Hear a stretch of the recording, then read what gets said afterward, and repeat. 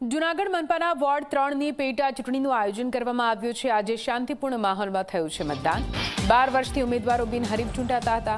ભાજપના ઉમેદવાર અકરમ કુરેશીએ કર્યો જીતનો દાવો। 30મી જુલાઈએ મતદાનનું પરિણામ જાહેર કરવામાં આવશે। તો આજે શાંતિપૂર્ણ માહોલમાં મતદાન યોજાઈ રહ્યું છે। 12 વર્ષથી ઉમેદવારો બિનહરીફ ચૂંટાતા હતા। જો કે આ વખતે પેટા ચૂંટણી ભાજપના ઉમેદવાર અકરમ કુરેશીએ જીતનો દાવો વ્યક્ત કર્યો।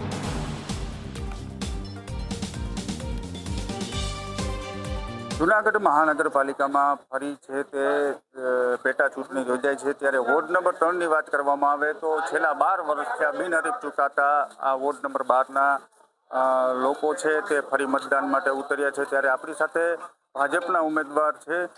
કેવું લાગે છે? દર વખતે બિનહરીફ હોય છે અને આ વખતે ચૂંટણી થાય છે? દર વર્ષે ચૂંટણી નથી થતી, આ વખતે ચૂંટણી થાય છે। એનો મતલબ એ નથી કે દર વર્ષે કામ નથી થયા, કામ થયા જ છે અને પબ્લિક એનું રિઝલ્ટ દેખાડશે 30 તારીખે। શું લાગે છે તમને? અમે જંગી બહુમતીથી જીતીએ છીએ। ભારતીય જનતા પાર્ટીએ બહુ સારા કામ કરેલ છે। મારા ભાઈ પહેલાં ભૂતપૂર્વ કોર્પોરેટર હતા અને મમ્મી કોર્પોરેટર છે, બધા ભારતીય જનતા પાર્ટીમાંથી કોર્પોરેટર છે અને અહીંયા બધાએ બહુ કામ કરેલ છે। ભારતીય જનતા પાર્ટીના કામ બોલે છે, તમે બધા પબ્લિકને જોઈ શકો છો। બધા ઉત્સાહથી વોટિંગ કરે છે અને એનું રિઝલ્ટ 30 તારીખે તમને જોવા મળશે। કેટલા મતોથી આપ જીતશો અને જીતનો કેવો વિશ્વાસ છે? જીતનો 100% વિશ્વાસ છે અને બહુ જંગી બહુમતીથી જીતશું। એ આંકડા તમે 30 તારીખે જોઈ લેજો।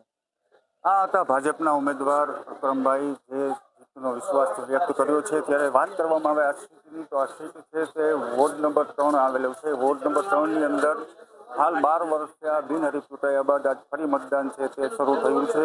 વહેલી સવારથી જ મતદાતાઓ છે તેમાં ભારે ઉમંગ જોવા મળી રહ્યો છે। ત્યારે વાત કરવામાં આવે તો આ ત્રિપાખીય જંગમાં કોણ બાજી મારશે? અશોક બારોટ, જી મીડિયા, જૂનાગઢ।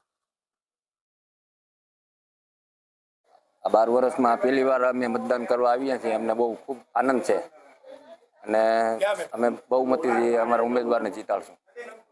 આ વિસ્તારના કામો થયા? કામ તો થાય છે, ચાલુ છે, પૂર્ણ થતા બહુ વાર લાગે છે।